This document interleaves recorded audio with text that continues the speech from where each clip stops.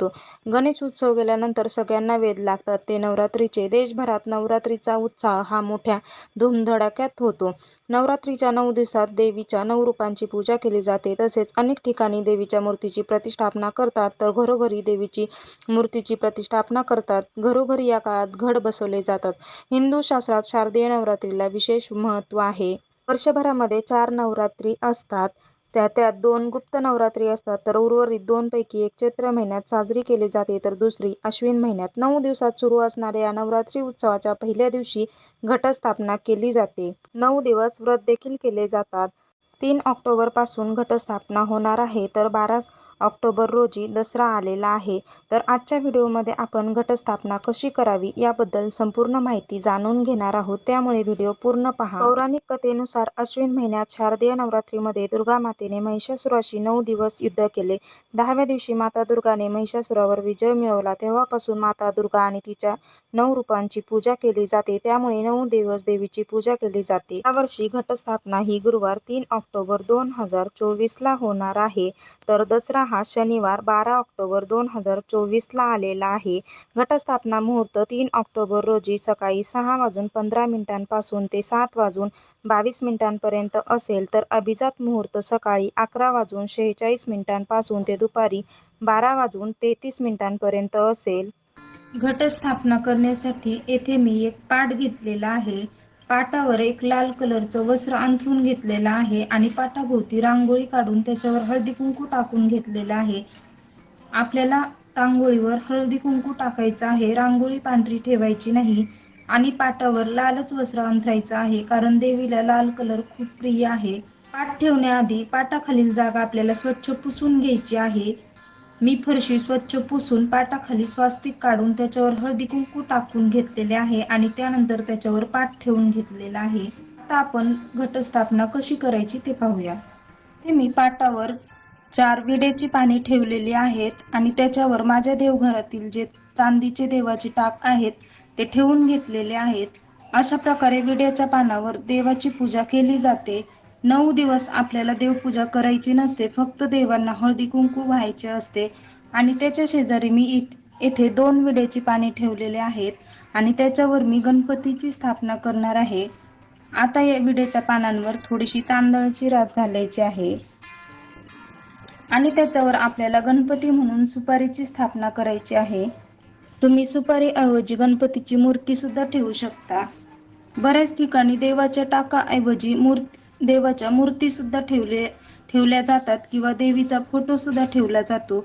त्यानंतर मी कलश स्थापना करणार आहे. येथे मी एका डिशमध्ये तांदूळ घेतलेले आहेत, ती डिश आपण इथे ठेवूया. येथे मी तांदळाच्या राशीवर अशा प्रकारे हा कलश ठेवून घेतलेला आहे. कलशाला 5 विड्याची पाने आणि त्यानंतर त्याच्यावर नारळ ठेवलेला आहे. आता कलशाला आपल्याला 5 दिशांना हळदी कुंकवाच्या उभ्या रेषा ओढायच्या आहेत.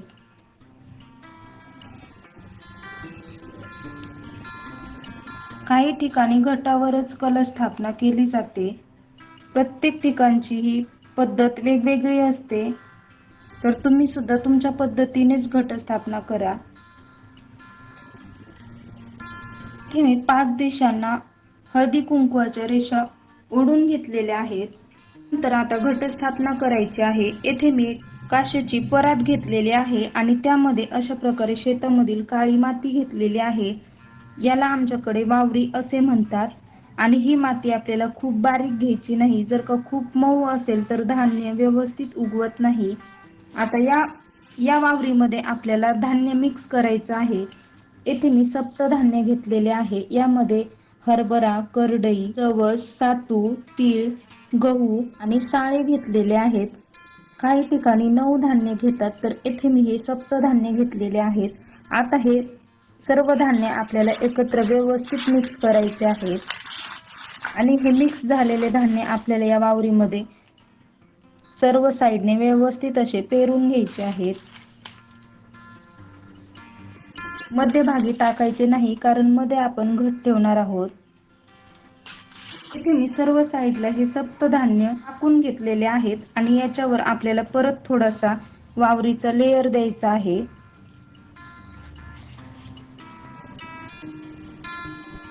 अशा प्रकारे मी हे धान्य मिक्स करून घेतलेले आहे. याच्यावर आपल्याला खूप जास्त वाबरी टाकायची नाही. त्यानंतर आता ताटाच्या मध्यभागी आपल्याला घट ठेवायचा आहे. तर येथे मी हा मातीचा घट घेतलेला आहे. हा मी स्वच्छ धुवून घेतलेला आहे आणि त्याला मी अशा प्रकारे वस्त्र धागा बांधून घेतलेला आहे. आता मध्यभागी आपण हा घट ठेवून घेऊया. तुमच्याकडे जर का अशा प्रकारे मातीचा घट वापरत नसाल तर तुम्ही तांब्याचा कलश सुद्धा घेऊ शकता. त्यानंतर आता घटामध्ये स्वच्छ आपल्याला पाणी घालून घ्यायचं आहे.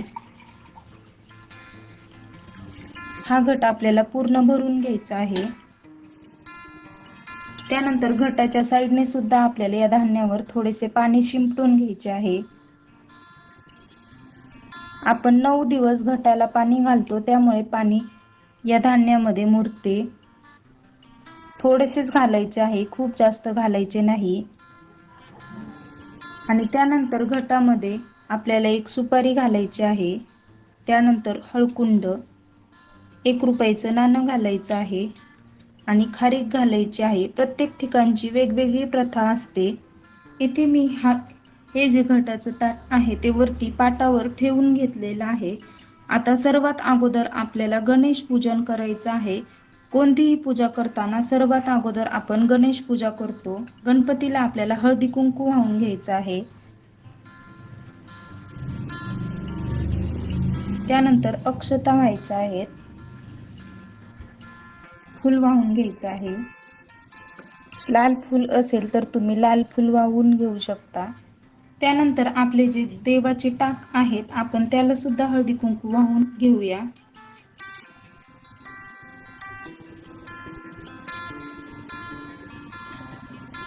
अक्षता वाहून घ्यायच्या आहेत,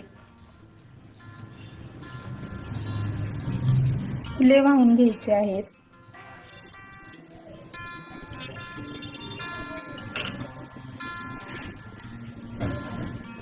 त्यानंतर आपल्याला दीपपूजन करायचं आहे.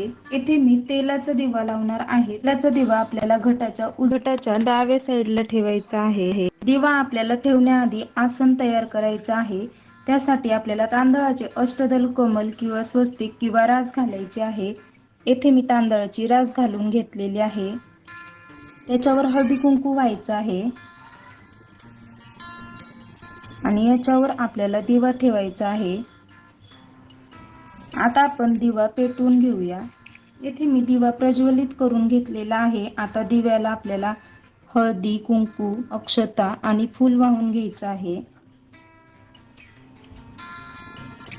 त्यानंतर गणपती पुढे मी खारीक, खोबरं आणि हळकुंड ठेवून घेतलेलं आहे.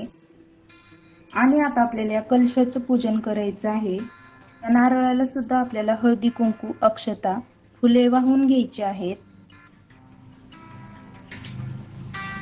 येथे मी छोटासा हार केलेला आहे, तो आपण नारळाला घालून घेऊया. येथे आपलं गणपती पूजन, दीपपूजन, त्याचप्रमाणे आपण कलशाची पूजा केलेली आहे आणि आपले जे कुलदेवीचे टाक आहे त्याची सुद्धा पूजा करून घेतलेली आहे. आणि आता आपल्याला घटाची पूजा करून घ्यायची आहे. घटाला सुद्धा आपल्याला हळदी कुंकू लावून घ्यायचं आहे. अक्षता वाहून घ्यायच्या आहेत, फूल वाहून घ्यायचं आहे. त्यानंतर आता घटामध्ये आपल्याला 5 नागिनीची पाने सोडून घ्यायची आहेत.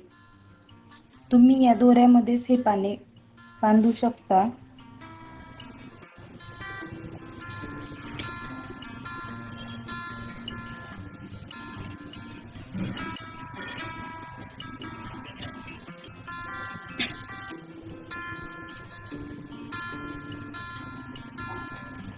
अशा प्रकारे येथे मी घटाची पूजा करून घेतलेली आहे.